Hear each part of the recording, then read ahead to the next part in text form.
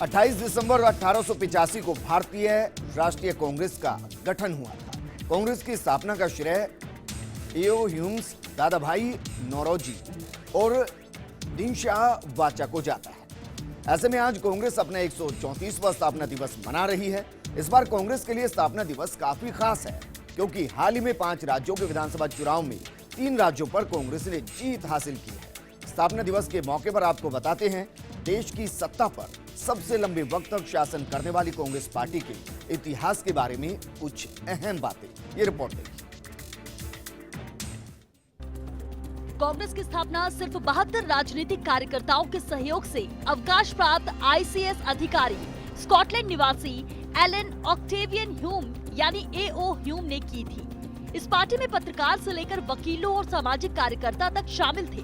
भारतीय राष्ट्रीय कांग्रेस का पहला सेशन मुंबई, जिसे उस वक्त बॉम्बे कहते थे, वहां के गोकुलदास तेजपाल संस्कृत कॉलेज में हुआ था, जिसके अध्यक्ष तत्कालीन बैरिस्टर व्योमेश चंद्र बनर्जी थे। वही पार्टी का दूसरा सेशन कोलकाता में दादा भाई नौरोजी की अध्यक्षता में हुआ था। राहुल गांधी के पहले कांग्रेस पार्टी के 59 अध्यक्ष रह चुके हैं। ऐसे में राहुल गांधी पार्टी के 60वें अध्यक्ष हैं। वही आजादी के बाद से राहुल गांधी कांग्रेस के 19वें अध्यक्ष हैं।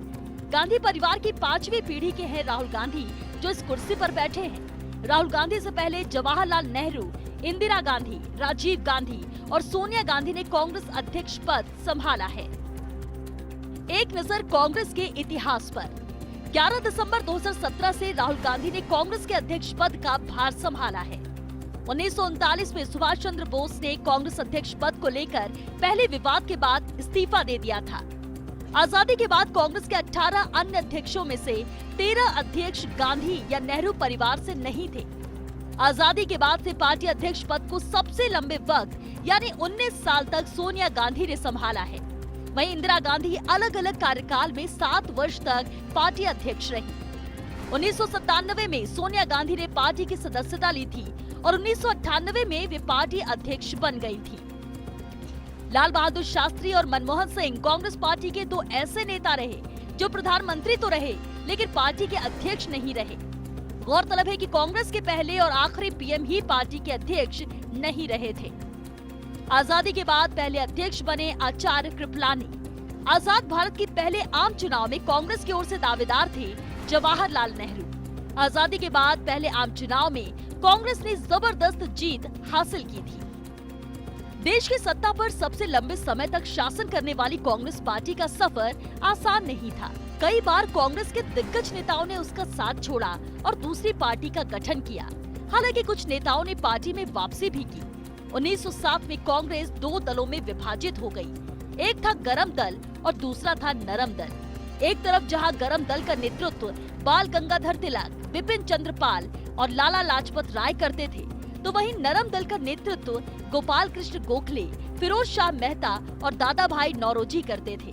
दोनों ही दलों में एक जो सबसे बड़ा फर्क था वो ये था कि गरम दल पूर्ण स्वराज की मांग कर रहा था, जबकि नरम दल चाहता था कि ब्रिटिश राज में ही स्वशासन आ जाए। हालांकि 1916 में लखनऊ में दोनों दल एक हो गए। होम रूल आंदोलन शुरू हो गया। इस आंदोलन में डोमिनियन स्टेटस की मांग की गई थी। 1885 को भारतीय राष्ट्रीय कांग्रेस का गठन होने के बाद पार्टी को कई मुसीबतों का सामना करना पड़ा, जिसमें एक तरफ जहां पहले गरम नरम दल बने, तो वहीं दूसरी ओर पार्टी कई बार टूटी। ऐसे में एक नजर डालते हैं कि कब कब कांग्रेस टूटी। 1923 चित्तरंजन दास और मोतीलाल नेहरू ने भारतीय राष्ट्रीय कांग्रेस से अलग होकर स्वराज पार्टी नाम से नई पार्टी का गठन किया।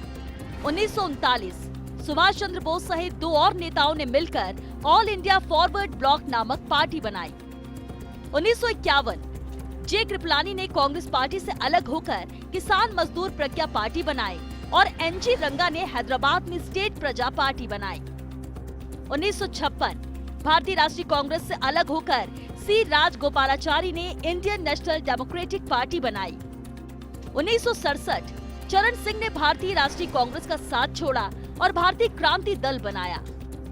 1969 भारतीय राष्ट्रीय कांग्रेस से किनारा कर बीजू पटनायक ने उत्कल कांग्रेस और मीरा चन्ना रेड्डी ने तेलंगाना प्रजा समिति नामक पार्टी बनाई। इसके साथ ही तत्कालीन प्रधानमंत्री इंदिरा गांधी को भारतीय राष्ट्रीय कांग्रेस ने अनुशासन का उल्लंघन का दोषी मानते हुए पार्टी से निकाल दिया, जिसके बाद इंदिरा ने कांग्रेस आर नाम से पार्टी बनाई। वहीं के कामराज और मोरारजी देसाई ने भारतीय राष्ट्रीय कांग्रेस ओ के नाम से पार्टी बनाई। 1977 इमरजेंसी के बाद इंदिरा का पार्टी नेताओं ने जमकर विरोध किया और पार्टी फिर से टूट गई, जिसके बाद इंदिरा ने फिर से कांग्रेस आई नाम से नई पार्टी का गठन किया। इस बार पंजाब पार्टी का चुनाव चिन्ह बना। 1981 इंदिरा गांधी के कहने पर पार्टी का नाम कांग्रेस आई से बदलकर इंडियन नेशनल कांग्रेस किया गया। एक तरह से कह सकते हैं कि ये कांग्रेस का दूसरा जन्म था। वहीं इसी साल शरद पवार ने भी पार्टी का साथ छोड़ा और इंडियन नेशनल कांग्रेस सोशलिस्ट नाम से अपनी नई पार्टी बनाई। वहीं जगजीवन ने भी पार्टी से अलग होकर जगजीवन कांग्रेस पार्टी का गठन किया। 1986 प्रणब मुखर्जी ने कांग्रेस पार्टी का दामन छोड़ राष्ट्रीय समाजवादी कांग्रेस पार्टी का गठन किया। 1994 नारायण दत्त तिवारी, अर्जुन सिंह, रंगराजन कुमार मंगलम और नटवर सिंह ने कांग्रेस से अलग होकर ऑल इंडिया इंदिरा कांग्रेस तिवारी नामक पार्टी का गठन किया। 1996 माधवराव सिंधिया ने भी कांग्रेस का साथ छोड़ मध्य प्रदेश विकास कांग्रेस के नाम से पार्टी का गठन किया। हालांकि वो बाद में कांग्रेस से ही फिर मिल गए। 1997 ममता बनर्जी ने कांग्रेस से किनारा किया और ऑल इंडिया तृणमूल कांग्रेस नाम से नई पार्टी बनाई। वहीं हिमाचल में भी सुखराम ने हिमाचल विकास कांग्रेस नाम से पार्टी बनाई। 1999 जगन्नाथ मिश्रा ने कांग्रेस छोड़ भारतीय जन कांग्रेस नामक पार्टी बनाई।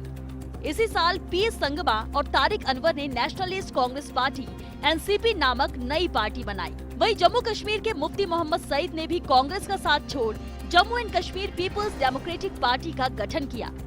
2001 कांग्रेस नेता पी चिदम्बरम ने कांग्रेस का साथ छोड़ कांग्रेस जन नायका पेरानई नाम की नई पार्टी बनाई। 2007 कुलदीप बिश्नोई ने कांग्रेस छोड़ हरियाणा जनहित कांग्रेस बीएल नामक पार्टी का गठन किया। 2011 वाईएस जगमोहन रेड्डी ने वाईएसआर कांग्रेस का गठन किया। 2014 नल्लारी किरण कुमार रेड्डी ने कांग्रेस का साथ छोड़ा और जय सम्यक आंध्र पार्टी नामक नई पार्टी बनाई। 2016 अजीत जोगी ने कांग्रेस का साथ छोड़ा। अजीत जोगी ने कांग्रेस का साथ छोड़ छत्तीसगढ़ जनता कांग्रेस का गठन किया। देश की सबसे पुरानी पॉलिटिकल पार्टी 133 साल पूरे कर 134वें साल में प्रवेश कर गई है। अब कांग्रेस की कमान राहुल गांधी जैसे युवा के हाथ में है। राहुल के सामने पार्टी की साख बचाए रखने की चुनौतियां भी कम नहीं हैं, क्योंकि वर्तमान समय गठबंधन की राजनीति का है। देखना ये दिलचस्प होगा कि बदलते राजनीतिक परिदृश्य का गवाह रही कांग्रेस पार्टी आगामी समय में कौन सा ऐसा इतिहास रचेगी जो स्वर्णाक्षरों में लिखा जाएगा। Bureau report, first India news.